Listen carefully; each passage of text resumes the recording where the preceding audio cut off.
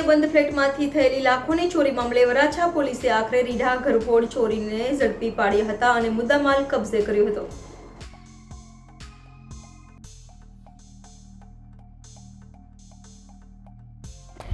Varachha police પાસેથી મળતી માહિતી મુજબ ગત 3 સપ્ટેમ્બરના રોજ વરાછા પોલીસ મથકની હદમાં જૂની બોમ્બે માર્કેટ પાસે ગુજરાત હાઉસિંગ બોર્ડ ખાતેના મકાનમાં રહેતા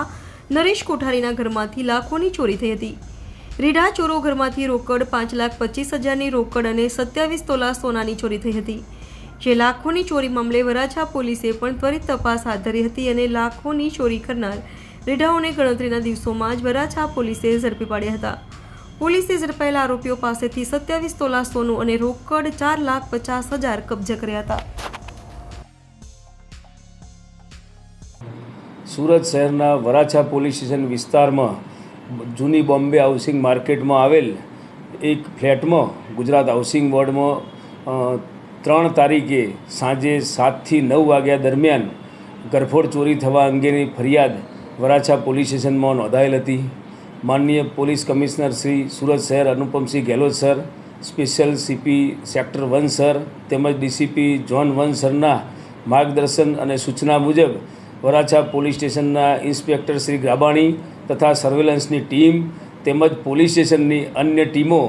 આ ગુનાનો ભેદ ઉકેલવા માટે કાર્યરત હતી અને સદરુ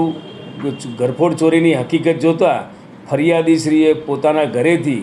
બાલ્કનીના દરવાજા મારફતે અગર તો ડુપ્લિકેટ ચાવીથી દરવાજો ખોલી અને લોકરમાં મૂકેલા દાગીના આશરે 25 તોલા તેમજ રૂપિયા 5,25,000 રોકડાની ચોરી અંગેની ફરિયાદ નોંધાવેલ હતી।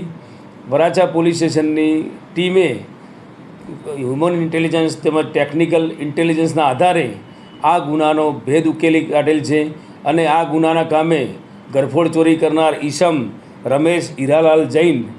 નાઓને ધરપકડ કરેલ છે અને મજકૂર આરોપીએ ફરિયાદીના ઘરેથી ડુપ્લિકેટ ચાવી બનાવી અને રૂપિયા 4,50,000 રોકડા તેમજ 259 ગ્રામ સોનાના દાગીના જેની કિંમત 15,53,760 તેમજ તેને આ ઘરફોડ ચોરીમાં ગુનામાં વાપરેલ એક્ટિવા તેમજ મોબાઈલ આમ તમામ મુદ્દામાલ વરાછા પોલીસે હસ્તગત કરેલ છે। આરોપીનો ગુનાહિત ઇતિહાસ જોતાં અગાઉ 2007ની અંદર અગાઉ ચોરીમાં પકડાયેલ હતો અને હાલના ફરિયાદી સાથે કૌટુંબિક મામાનો સંબંધ થતો હોય અવારનવાર તેના ઘરે આવવા જવાનું હોય 2 થી 3 વાર મુલાકાત લીધેલી